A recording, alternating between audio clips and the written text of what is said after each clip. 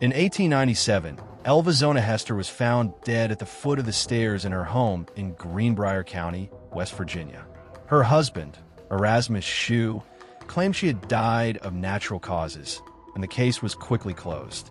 But her mother, Mary Jane Hester, wasn't convinced. Days after Elva's burial, Mary Jane began having disturbing dreams. Night after night, her daughter's spirit appeared, whispering secrets from beyond the grave. "He killed me," the ghostly voice said. "He crushed my neck." Terrified but determined, Mary Jane demanded an exhumation.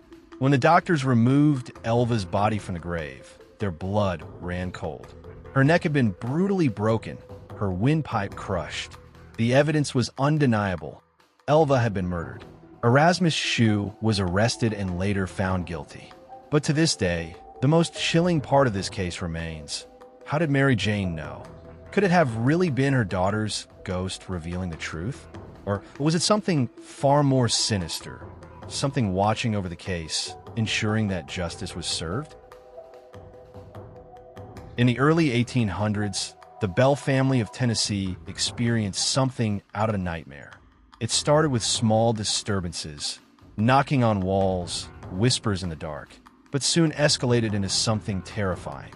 A force, invisible yet powerful, tormented them nightly. It pulled blankets from their beds, pinched and slapped them in the darkness, and worst of all, spoke in a raspy voice. It called itself Kate. Kate hated John Bell, the head of the household. "I will never rest until he is dead," it hissed through the darkness.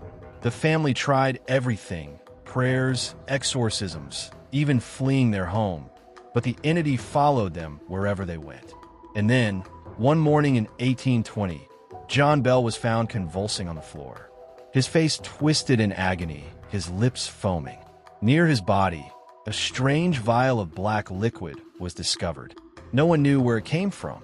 No one knew what it was. But when a small dose was given to the family cat, the poor creature died instantly. John Bell never recovered. His mysterious death remains unsolved. And the Bell Witch? Some say her whispers can still be heard in the dead of night, warning those who dare to visit the land where the Bell House once stood. In 1889, a British woman and her young daughter traveled to Paris for the World Exposition.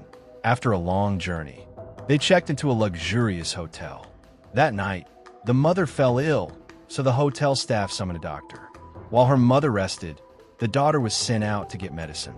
She returned an hour later, but when she asked for her mother's room, the receptionist looked at her blankly. "Madam, we have no record of you or your mother ever staying here," he said.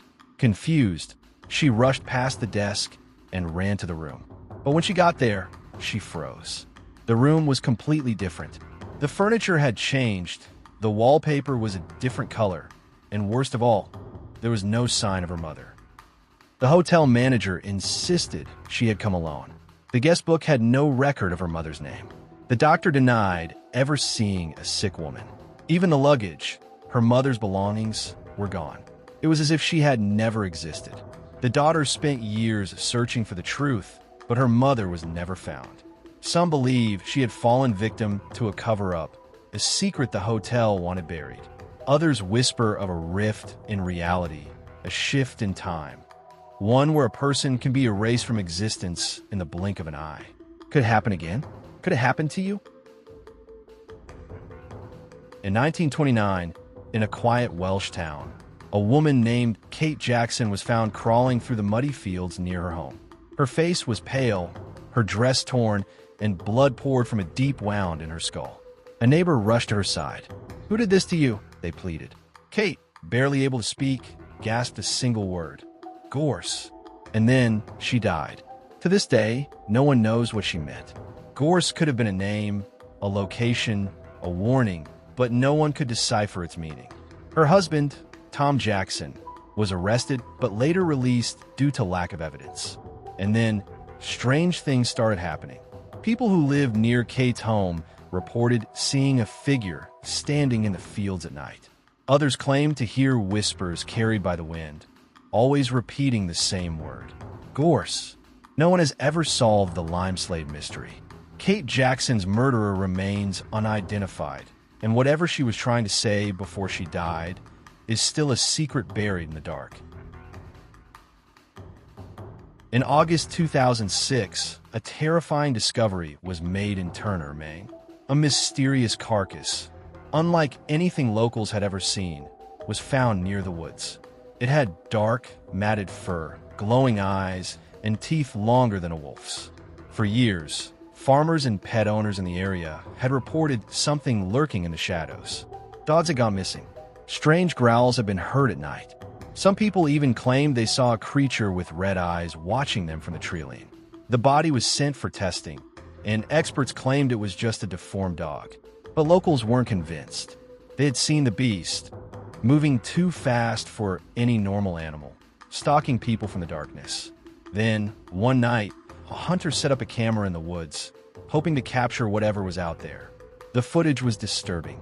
A pair of glowing eyes stared straight into the lens. Then, in a blink, the creature vanished. Since then, the Androscoggin Creature has never been seen again. But the question remains, was it a freak mutation or something else entirely? Maybe, just maybe it's still out there, watching, waiting,